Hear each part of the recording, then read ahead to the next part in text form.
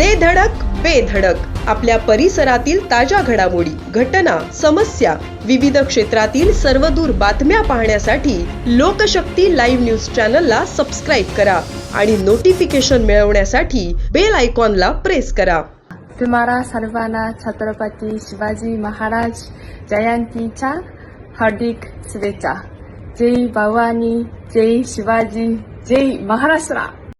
काही दिवसांपासून मराठी शिकणाऱ्या एका जपानी तरुणीचा व्हिडिओ सोशल मीडियावर मोठ्या प्रमाणात व्हायरल होत आहे.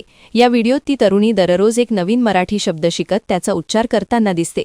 हा व्हिडिओ राज ठाकरे यांच्यापर्यंत पोहोचला असून त्यांनी आपल्या सोशल मीडियावरून तो शेअर करत संबंधित तरुणीचे कौतुक केले आहे. मनसे अध्यक्ष राज ठाकरे यांनी या निमित्ताने महाराष्ट्रात वास्तव्यास असलेल्या परराज्यातील नागरिकांनाही भाषेबाबत संदेश दिला.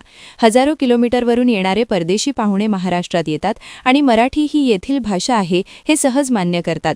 येथे दीर्घकाळ राहायचे असल्यास ते मराठी शिकण्याचा प्रयत्न करतात, नाहीतर किमान भाषेचा अनादर तरी करत नाहीत, असे ते म्हणाले. ते पुढे म्हणाले की परदेशी नागरिकांना स्थानिक भाषा, संस्कृती, नाटकं, खाद्य संस्कृती आणि इतिहास याबद्दल कुतूहल आणि आदर असतो. आपण त्यांच्यासमोर मराठीत बोललो तरी त्यांना आनंद होतो, पण महाराष्ट्रात राहूनही काही जण मराठी शिकण्याचा किंवा तिचा आदर करण्याचा प्रयत्न करत नाहीत, ही खंत आहे, असे त्यांनी नमूद केले.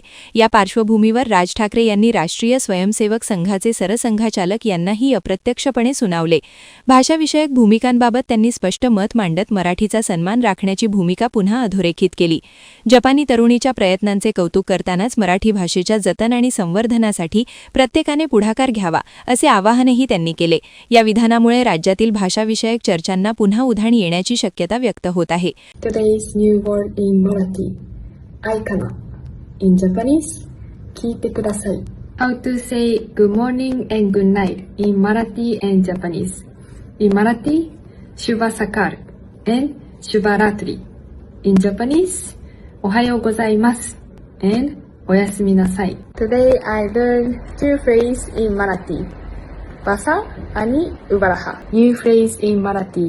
परत कधी येणार आता. लोकशक्ती लाईव्हसाठी न्यूज ब्युरो, मुंबई. अशाच सच्चाई दर्शवणाऱ्या बातम्या पाहण्यासाठी लोकशक्ती लाईव्ह न्यूज चॅनलला लाईक करा, शेअर करा आणि सबस्क्राईब करा.